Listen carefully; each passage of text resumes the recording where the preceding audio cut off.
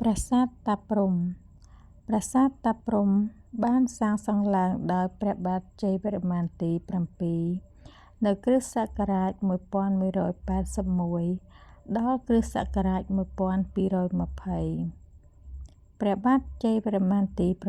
7 បានប្រារព្ធពិធីឆ្លងប្រាសាទតាព្រហ្មនៅឆ្នាំ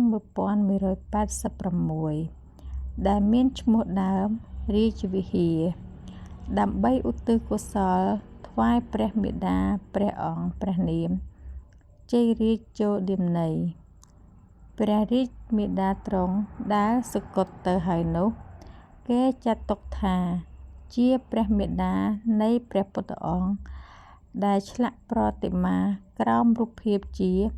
ប្រាជ្ញាបារមី ដែលជាទេពសំខាន់មួយអង្គ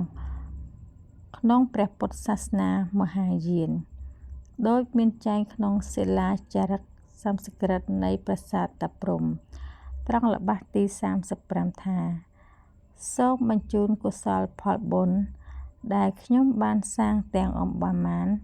ទៅដល់ព្រះមាតា ដើម្បីព្រះអង្គយាងឆ្ពោះទៅដល់ភាពព្រះចិន្ស្រី